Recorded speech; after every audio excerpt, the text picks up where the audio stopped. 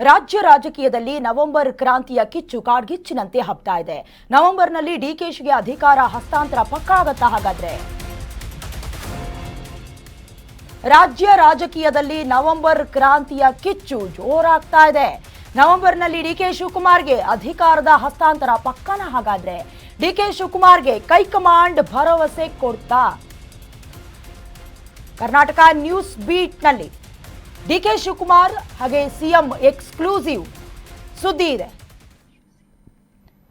ಇನ್ನು ನವೆಂಬರ್ನಲ್ಲಿ ಕ್ರಾಂತಿಯ ಕಿಚ್ಚು ದಿನದಿಂದ ದಿನಕ್ಕೆ ಯಾವ ರೀತಿಯಾದಂತಹ ಹಂತವನ್ನ ತಲುಪ್ತಾ ಇದೆ ನಿಮಗೆ ಗೊತ್ತಿದೆ. ಅದಕ್ಕೆ ಸಂಬಂಧಪಟ್ಟಂತೆ ಈಗಾಗಲೇ ಎಲ್ಲಿಂದ ವಿಚಾರ ಕಿಡಿ ಹೊತ್ಕೊಳ್ತು, ಯಾವಾಗ ಯತೀಂದ್ರ ಸಿದ್ದರಾಮಯ್ಯ ಅವರು ರಾಯಭಾಗದಲ್ಲಿ ಹೇಳಿಕೆಯನ್ನ ಕೊಟ್ಟರು, ಅಂದ್ರೆ ಉತ್ತರಾಧಿಕಾರದ ವಿಚಾರವಾಗಿ ಡಿಸಿಎಂ ಡಿಕೆ ಶಿವಕುಮಾರ್ ಅವರು ಹೇಳಿಕೆಯನ್ನ ಅವ್ರ ಹತ್ರನೇ ಕೇಳಿ ಪಕ್ಕಾ ಮಾಡಿಸ್ಕೊಳ್ಳಿ ಅಂತ ಹೇಳಿದ್ರು ಕೂಡ ಹೈಕಮಾಂಡ್ ಅಂಗಳಕ್ಕೆ ಹೋದ್ರು, ಭೇಟಿಯಾದ್ರು. ಆದ್ರೆ ಎಲ್ಲಿ ಒಂದು ಕಡೆ ಬಿಹಾರ ಎಲೆಕ್ಷನ್ ನಡೀತಾ ಇದೆ, ಹಾಗಾಗಿ ಹೈಕಮಾಂಡ್ ಭೇಟಿ ಸಾಧ್ಯ ಆಗ್ಲಿಲ್ಲ, ಬರಿಗೈನಲ್ಲಿ ವಾಪಸ್ ಬಂದ್ರು. ಆದ್ರೆ ಸಿಎಂ ಆಗಬೇಕು ಅನ್ನುವಂತ ಸರ್ಕಸ್ ಇದೆಯಲ್ಲ, ಅದು ಎಲ್ಲೂ ಕೂಡ ಕಡಿಮೆಯಾದಂತೆ ಕಾಣಿಸ್ತಾ ಇಲ್ಲ. ಸಂಬಂಧಪಟ್ಟಂತೆ ಈ ಹಿಂದೆ ಡಿಕೆ ಶಿವಕುಮಾರ್ ಅವರ ಪರವಾಗಿ ಮಾಗಡಿ ಶಾಸಕರು ಅಥವಾ ರಾಮನಗರ ಶಾಸಕರು ಹಾಗೆ ಮಾಗಡಿ ಶಾಸಕರು ಕೂಡ ಪರವಾಗಿ ಬ್ಯಾಟಿಂಗ್ ಬೀಸಿದ್ರು. ಅಂದ್ರೆ ಪಕ್ಷವನ್ನ ಸಂಘಟನೆ ಮಾಡೋದ್ರಲ್ಲಿ ಡಿಕೆ ಶಿವಕುಮಾರ್ ಅವರ ಕಾಂಟ್ರಿಬ್ಯೂಷನ್ ಏನಿದೆ ಅದು ಬಹುತೇಕ ದೊಡ್ಡ ಮಟ್ಟದ್ದು ಅಂತ. ಹಾಗಾಗಿ ಹೈಕಮಾಂಡ್ ಕೂಡ ಇದನ್ನೆಲ್ಲ ನೋಡ್ಕೊಂಡು ಏನಾದ್ರೂ ಪಟ್ಟ ಕಟ್ಟತ್ತಾ? ಇದು ಪ್ರಶ್ನೆ. ಡಿಕೆ ಶಿವಕುಮಾರ್ ಜೊತೆ ಹೈಕಮಾಂಡ್ ನಾಯಕರು ಚರ್ಚೆಯನ್ನ ಮಾಡ್ತಾರೆ.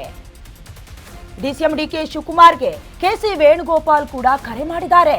AICC general secretary KC Venugopal ಅವರು ಕೆಲ ಹೊತ್ತು ಡಿಕೆ ಶಿವಕುಮಾರ್ ಜೊತೆ ಕೆಸಿ ವೇಣುಗೋಪಾಲ್ ಅವರು ಮಾತುಕತೆಯನ್ನ ಕೂಡ ನಡೆಸಿದ್ದಾರೆ.